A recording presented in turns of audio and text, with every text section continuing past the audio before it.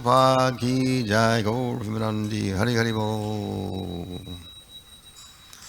Om Namo Bhagavate Vasudevaya.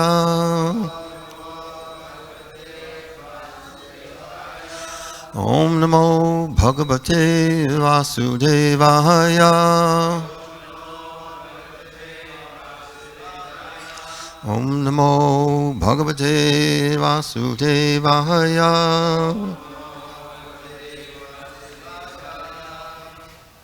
I want to thank all the assembled devotees, Suvas Prabhu, Archita Prabhu, for giving me the chance to address you all.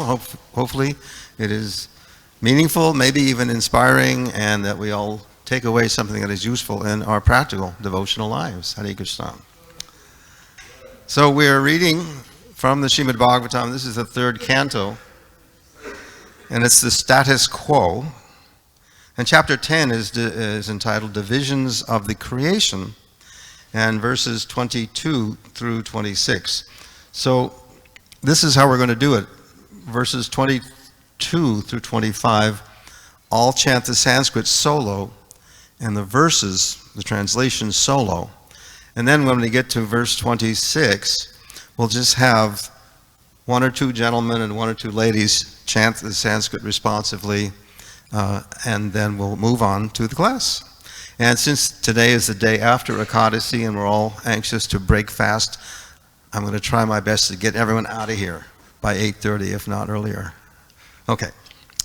So verse 22, again, I'll chant solo, the Sanskrit and the translation. Gaurajo Mahisha Krishna Sukaro Gavayo Rudahu Dvisapak Pashavashcheme Avir Ushtrascha Satama. Translation, O purest Vidura, of the lower animals, the cow, goat, buffalo, Krishna stag, hog, Gavaya animal, deer, lamb, and camel all have cloven hooves. Cloven hooves means cleft, means they're split in two. Oh, does it say that? Okay. Verse 23, Karo svo shvataro gaura sharabhascha maritatha iti chaika sabhak chatak shranu pancha nakan pashun. The horse, mule, ass, gora, that means the white deer, Saraba bison, and wild cow all have only one hoof. Now you may hear from me about the animals who have 5 nails. Verse 24. Shwas regalo vriko vyagharo marjarak shasha shalakau singha kapir gajakurno godhacha makaradaya. Translation, the dog, jackal, tiger, fox, cat, rabbit, sajaru, lion, monkey, elephant, tortoise, alligator, gosapa, etc. all have 5 nails in their claws. They are known as pancha nakas, or animals having 5 nails. Verse 25, Kanka Gudhara Bakasyena Basa Baluka Bardhinaha Hangsasarasa Chakragva Kakoluka Dayakagaha. The heron, vulture, crane, hawk, basa, baluka, peacock, swan, sarasa, chakravaka, crow, owl, and others are the birds. Okay, now we will chant this responsively, line by line. Ardavak shrotastu navamak Chattar eka vidho nurnam Rajo dikak korma pura Dukhe cha sukhamaninaha Urdvak shrotastu navamak. Chattareka vidho nirnam. Rajodikak kurma pura. Dukhe cha sukhamaninaha.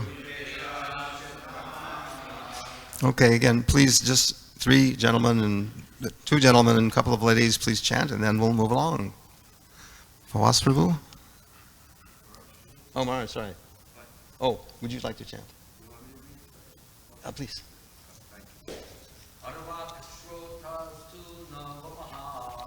Nirvak Shrotastu Navamaha.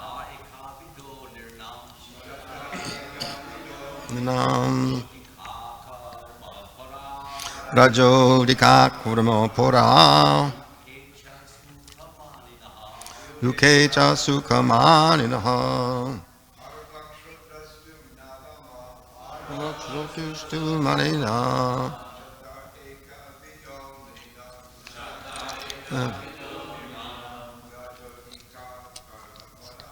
Rajodika Kurma Pora. Duke Cha Sukhaman.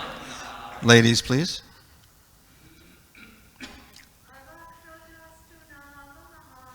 Anurvak Shrotastu Navamaha. Chatar Eka Vidho Nirnam. Rajodika Kurma Pora. Duke Cha Sukhamaninaha. Anything else? Okay. Word for word. Please repeat. Ardavak. Downwards. Shrotaha. Passage of food. To. But. Navamaha. The ninth. Chataha. O Vidura. Eka Vidha. One species. Nirnam. Of human beings. Rajaha. The mode of passion. Adhikaha. Very prominent. Karma paraha. Interested in working. Dukhe. In misery. Cha. But. Sukha. Happiness. Maninaha. Thinking. Translation. The creation of the human beings who are of one species only and who stock their eatables in the belly is the ninth in the rotation. In the human race, the mode of passion is very prominent. Humans are always busy in the midst of miserable life, but they think themselves happy in all respects. Please repeat. The creation of the human beings who are of one species only and who stock their eatables in the belly is the ninth in the rotation. In the human race, the mode of passion is very prominent. Humans are always busy in the midst of miserable life, but they think themselves happy in all respects. Srila Prabhupada's purport. The human being is more passionate than the animals, and thus the sex life of the human being is more irregular. The animals have their due time for sexual intercourse, but the human being has no regular time for such activities. In fact, brahmacharis have no time for such activities. The human being is endowed with a higher advanced stage of consciousness for getting relief from the existence of material miseries. But due to his ignorance, he thinks that his higher consciousness is meant for advancing in material comforts, in the material comforts of life. Thus, his intelligence is misused in the animal propensities, eating, sleeping, defending, and mating, instead of spiritual realization. By advancing in material comforts, the human being puts himself into a more miserable condition, but illusioned by the material energy, he always thinks himself happy, even while in the midst of misery. Such misery of human life is distinct from the natural, comfortable life enjoyed even by the animals. Om Ajnana Timirandasya Jnananjana Shalakaya Chakshu Unmidam Jena Tasmai Shri Gurave Namaha. Today's class is divided into 4 parts. Part 1, are all scientists demons? Part 2, have I caught the disease of mechanistic science?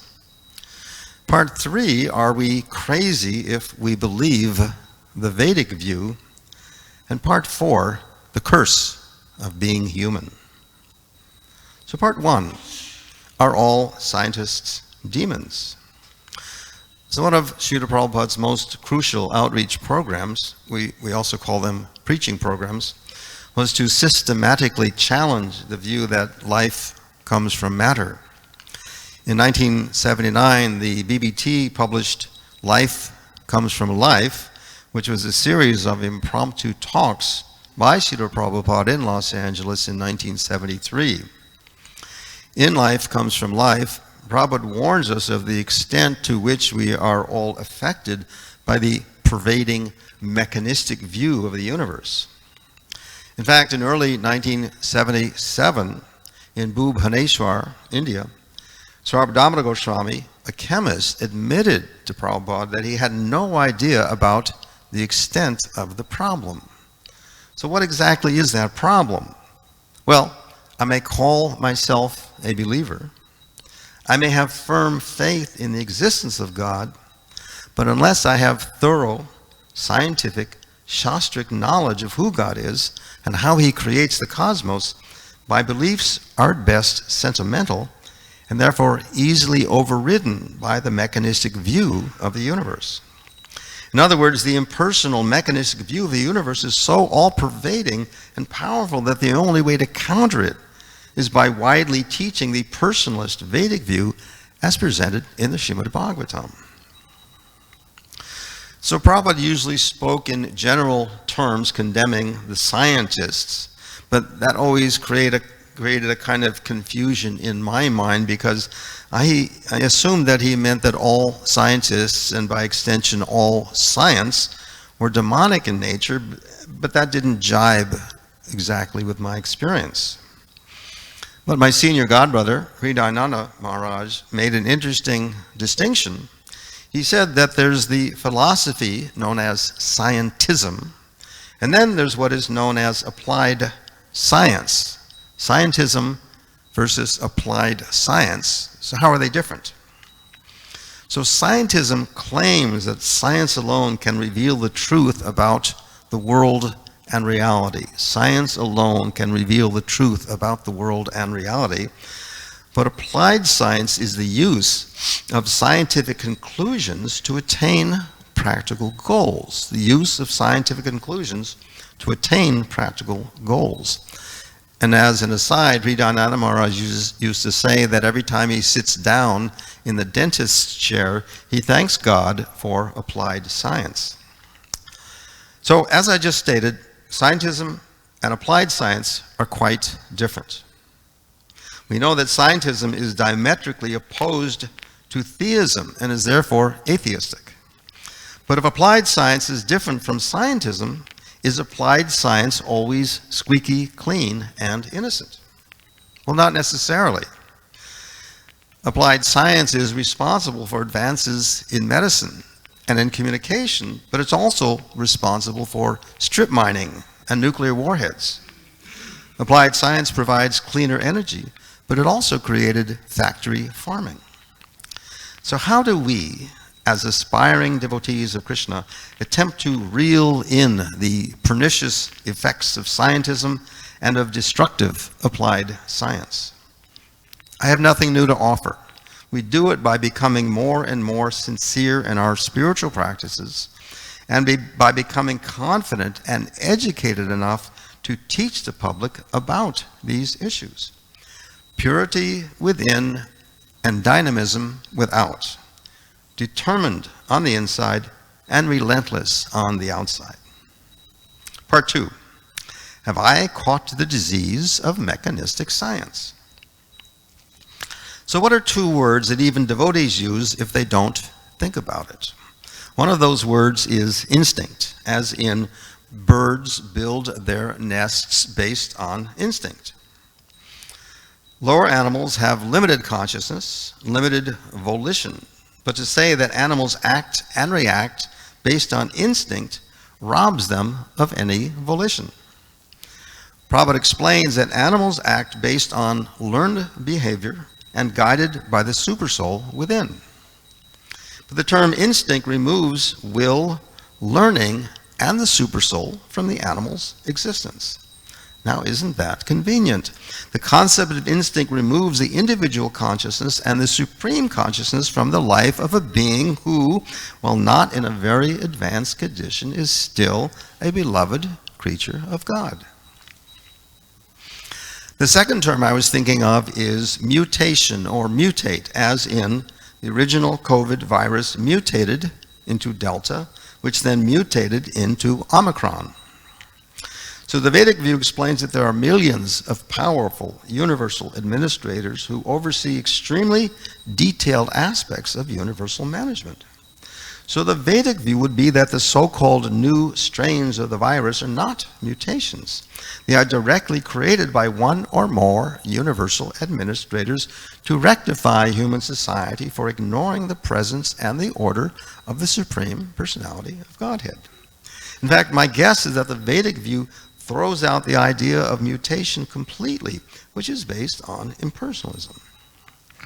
The mechanistic, scientific view is everywhere. When a so-called scientist declares that a fish feels no pain when it's hooked through the mouth, because the scientist loves to eat fish and wants to ease his conscience, that's the kind of science that Prabhupada railed against. Now remember, Prabhupada in his earlier life was a pharmacist, and pharmacy is an applied science.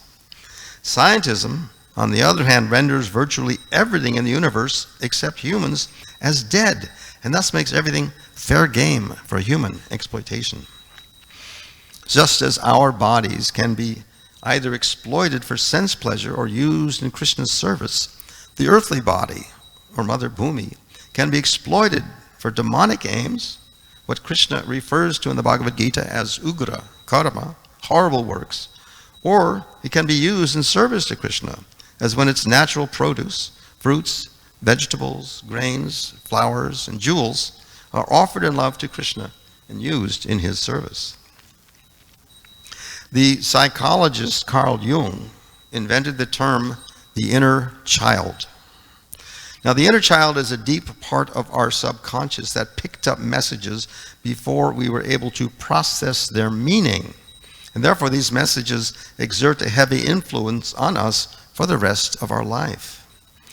I like the term the inner atheist, which says that because I was raised in a culture that swears by scientism, and because scientism is covered atheism, or actually anti-theism, that anti-theism is practically an indelible part of my core being. Therefore, part of my spiritual task is to notice when and where I subscribe to mechanistic science over the Vedic view and gradually purify myself of its effects. Part 3, are we crazy if we believe the Vedic view? So one of the biggest challenges of some devotees in fully adopting the Vedic view is that the Vedic view differs radically from our mechanistic worldview. In fact, some experienced devotees parted company with the movement because of such differences. For example, regarding time, modern science sees time as something that elapses at a systematic rate and is best measured by bombarding cesium with microwaves. In other words, time is an impersonal, mechanistic something that has no particular meaning, no specific source, and is basically meant to serve our interests.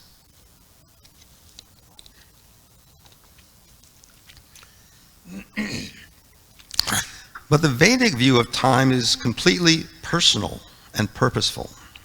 Time is the hand of God, moving the living entities through their karmic outcomes based on their past activities. Speaking of cosmic creation, mechanistic scientists come up with one theory after another, but they really have no idea how or when the universe came to be. The Bhagavatam, on the other hand, addresses cosmic creation again and again throughout its pages. In this chapter, the Bhagavatam speaks of 9 sub-creations. 1 through 4 are the creation of the total material ingredients, of the false ego, then of sense perception, and then knowledge and working capacity. The 5th sub-creation is that of the universal managers, and the 6th is the darkness of ignorance. The 7th is of immovable entities, the 8th of lower species, and the 9th in the rotation is of human beings. The Vedic view also has a unique system of species classification that is very different from the modern scientific view. For example, today's verses classify animals as those having cloven or cleft hooves, those having a solid hoof, and those having 5 nails. Now, because Prabhupada didn't find English equivalents for some of the animals listed in verses 22 through 25, I tried to find those equivalents, and here's what I came up with. In verse 22, Prabhupada translates Gavaya simply as Gavaya animal, and a Google search came up with either wild ox or wild cow. Verse 23 mentions the word Karaha, or ass, and Ashvataraha, or mule. So what's the difference between an ass and a mule? An ass is a wild donkey, and a mule is when a donkey mates with a horse. In verse 24, Prabhupada translates Shalakau as, quote, Sajadu with thorns on the body, end quote, and a Google search came up with porcupine. Also in verse 24, Prabhupada translates Godha as, quote, Gosapa, snake with 4 legs, so a Google search came up with iguana. Verse 24 mentions the word Shrigalaha, or jackal.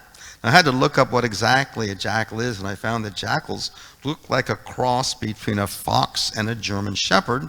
They have the small face and fluffy tail of the fox, but they have the long, alert ears of the German shepherd. So I learned that jackals live in southern Asia and in Africa. In verse 25, the word bhasa has no English equivalent, so a Google search came up with vulture, and the word sarasa also had no equivalent, so a search came up with crane. The beginning of verse 26 reads, the creation of the human beings, who are of one species only, and who stock their eatables in the belly, is the 9th in the rotation.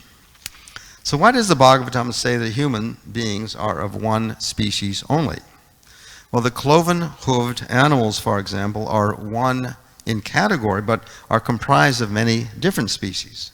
The human beings, on the other hand, come in many shapes, sizes, and colors, but they are only one species. Part 4, the curse of being human. In the purport to verse 26, Prabhupada writes, quote, by advancing in material comforts, the human being puts himself into a more miserable condition, but illusioned by the material energy, he always thinks himself happy, even while in the midst of misery. Such misery of human life is distinct from the natural, comfortable life enjoyed even by the animals. I was a bit puzzled by Srila Prabhupada's description of animals as enjoying a natural, comfortable life. Except for pampered indoor animals, most animals are always afraid, always hungry, or both. But I think Prabhupada's use of the term natural, comfortable life refers to the fact that animals don't spend time trying to improve their lives beyond what nature provides. They don't build skyscrapers, they don't hoard gold, and they don't try to attract followers or convince others that their philosophy is the best. Rather, they accept what nature offers them in terms of food and lodging and leave it at that. So, if human beings show the same wisdom as animals in that regard, they would also be living a natural, comfortable life. Later in the purport, Prabhupada writes, the human being is more passionate than the animals, and thus the sex life of the human being is more irregular. The animals have their due time for sexual intercourse, but the human being has no regular time for such activities. I want to tell a story. Well, it's not a story exactly, but because it's true. In a class by His Holiness, Hanumat Presak Swami, he spoke of a young Indian gentleman he knew. I was guessing the young man was probably 25 or so. And this young man came from an aristocratic Brahmin family. The young man wanted to get married, so true to the Indian customs, his parents got together with a prospective bride's parents, and they agreed on the match. So what happened next? Did they get married and move in together? Well, not exactly. In fact, not at all. What happened? Rather, once a week for a 3-year period, this young gentleman had dinner with his prospective bride in her parents' home. There was no physical contact, only conversation.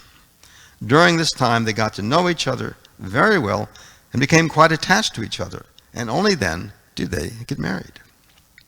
Now, in another anecdote from Hanumat Presak Swami, when he spoke independently to 3 Indian men, each of them said that they had not discharged semen before the age of 25, the age at which the brain is fully formed. Now, whether these men had responded to something their fathers had taught them or simply the restraint inherent in Indian culture is unclear, and it's not that important. But what is important? The couple I just mentioned had practiced 3 years of restraint in their courtship, which then made it possible to practice restraint in their marriage. And because the 3 young men had grown up practicing restraint, it made it possible for them to also practice restraint in courtship and then in marriage. But most of us Westerners, particularly us older fogies, were not trained in that way. In my parents' generation, most girls remained virgins until marriage. In a study conducted in the United States, only 12% of women born prior to 1910 admitted to having premarital sex. But when the so-called sexual revolution of the 1960s unfolded, any sense of restraint was thrown out the window. So the cards were stacked against us. So what's the importance of restraint? Well, reasonable restraint, I'm not talking about the white knuckle, sweaty palm, tension, headache type of restraint practiced by pseudo-renunciates, but sustainable restraint is key to our advancement in Sadhana Bhakti, for it helps us to curb the unlimited urgings that constantly harass the embodied soul, and we can focus instead on our transcendental practice. If we are blessed to find a service and an ashram that is suitable for our makeup, if we apply ourselves with full enthusiasm to the orders of our spiritual master, peppered with plenty of hearing and chanting of Krishna's glories and healthy association with the devotees, our success in Krishna consciousness is guaranteed. So today I pose the questions: are all scientists demons? Have I caught the disease of mechanistic science? Are we crazy if we believe the Vedic view? And I briefly address the curse of being human. So thanks for your kind attention. All glories to Srila Prabhupada. Hari Hari Bol. I'm ill-equipped to answer questions, but if you want to take a risk, you can try. And I'll refer the question to Brigopati, or someone more qualified. Any questions? Any comments?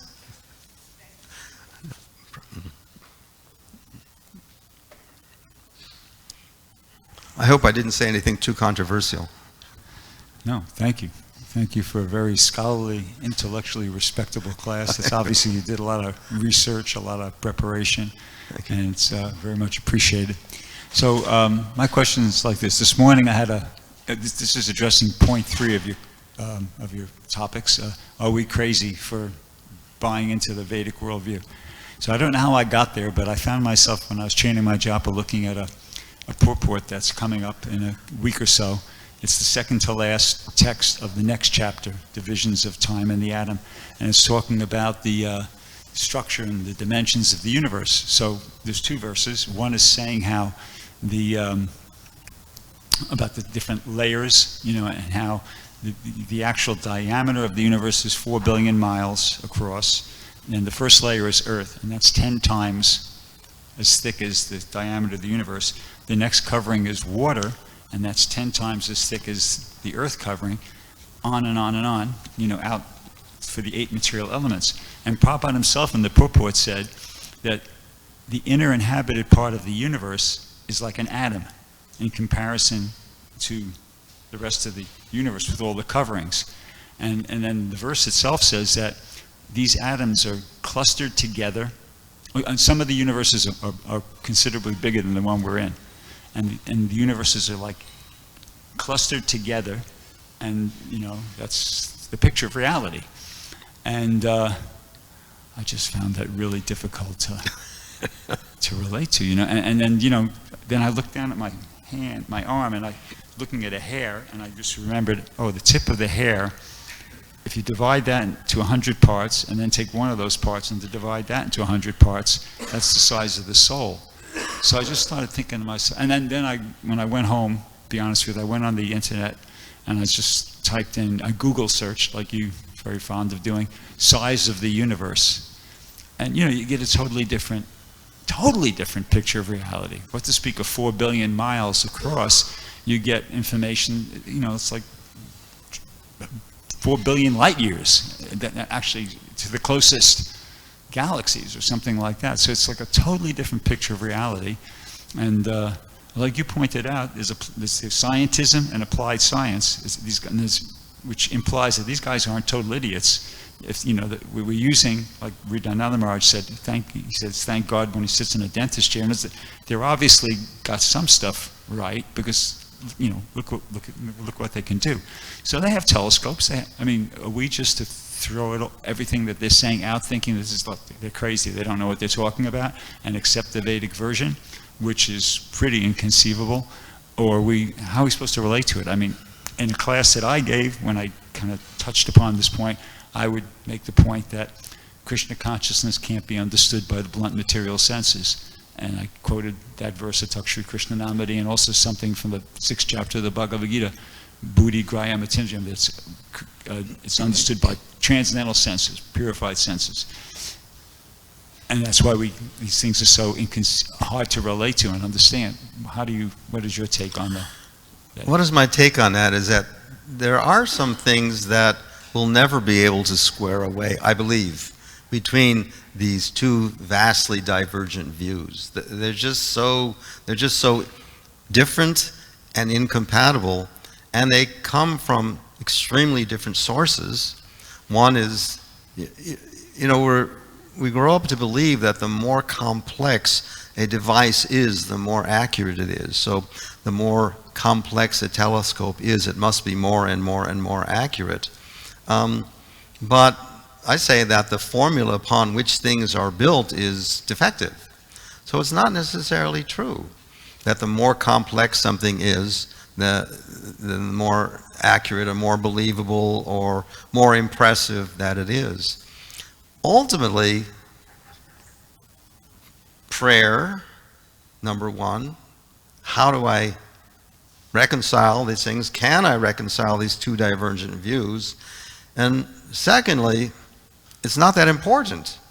It really isn't that important, because, in other words, we can spend so much time considering different religious views that may go against what we've learned from the Srimad Bhagavatam.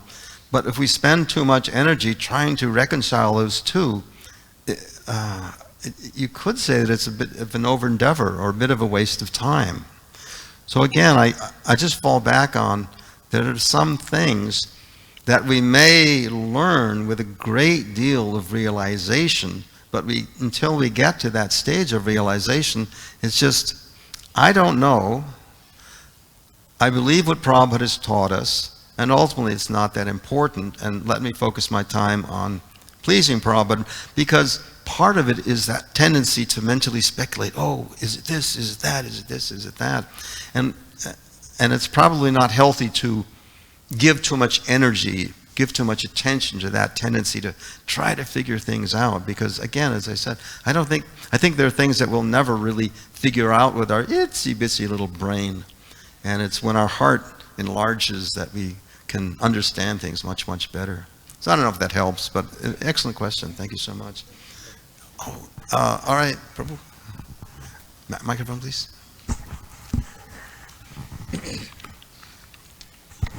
Hare Krishna, Prabhu. Thanks for a very nice presentation. Thank you. The first question on the table is consciousness. That's where you stop them. If you can't explain consciousness, then why should I accept your conscious view of the universe? First of all, explain consciousness. Who are you?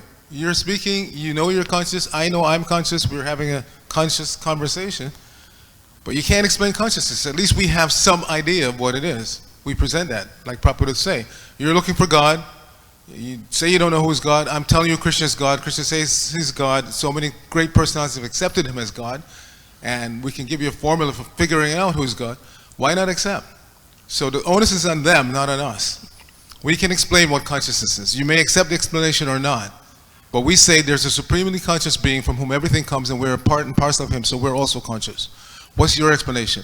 Oh, somehow, somewhere, sometime, under some conditions, material elements became conscious. Somehow. We can't explain it, and we can't replicate it, but you have to accept it. No, we don't. Sorry, sir. Hare Krishna. Excellent. Swarabdamodar Maharaj was at a conference of scientists, and he said, if I give you, he addressed one in particular, if I give you all the ingredients that form the human body, can you create life out of that? And the scientist, in quotes, said, I don't know. So he was defeated. His whole premise is based on this just vast invention. And yet, when it came down to it, he said, I don't know. He doesn't know if he can create life. Well, of course he can't. Of course he can't. Prabhu. I would just say that our system is producing living entities like Srila Prabhupada and Srila Bhaktisiddhanta Saraswati Thakur, Narada Muni. And I don't know what their system is producing, but I don't think there's any comparison between the kind of individuals that come out of their background and our philosophy produces Sri Chaitanya Mahaprabhu. So the proof of a better system is in the result. The world is messed up, not because there's too many devotees on the planet. We need more devotees. So I just want to say that as evidence. Excellent point. And you get someone with the potency of Srila Prabhupada, and he can take the outsiders and turn them into insiders, basically, into, saintly people, practically. Yeah. Satchidananda Prabhu. Friends of the whole universe.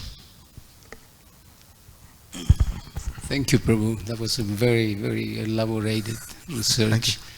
And you mentioned that, different opinions, different views, and actually that's nothing new. This is coming all the way to the beginning of creation. When Lord Krishna and Uddhava are having a conversation, one of the first questions he asked to Lord Krishna, Uddhava said, my dear Lord, there are many different views, different philosophers. Please tell me which is the best. And after that, Lord Krishna started revealing the whole creation, how the universe was created and annihilated, and later on was created, and starting with Lord Brahma, the sages, and he went to the Kinnaras, Purushas, Guhyatas, the Rakshasas, the atheists, and human beings, and each one of them has a different leader. And he says each one of them will propose their views, but ultimately all this together is what? It's just to make that living entity happy, meaning with that kind of philosophy or point of view. And he said, Krishna at the end, I'm just paraphrasing, he says ultimately, he says all these things that have been created will never make them happy.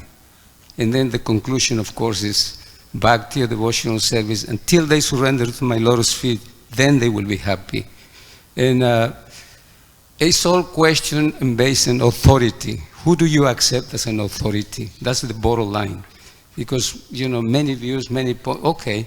I'm just recall this incident at the airport one time, distributing books. And I'm just a simple village boy. What do I know? And this guy has a big book about the theories of creation and evolution. And he said, what can you tell me? He said, there's a challenge. And the first thing about, the world, the existence, and I thought, oh my God. I said, I'm not really qualified of this, but one thing I would tell you, a thing that came to my mind was everything is based in authority, and we accept this authority, and you have your own authorities. And Srila Bhaktisiddhanta said that I don't read any books, I read the author, meaning that the character. So more or less I kind of point that view to him. Who do you follow? You read in these books, what is the character of the people behind that, ultimately? And, he couldn't answer, but so is everything based on authority? Excellent. And we accept Prabhupada's authority. Yeah. Hari Bol, thank you very much. Hare Krishna, glories to Prabhupada.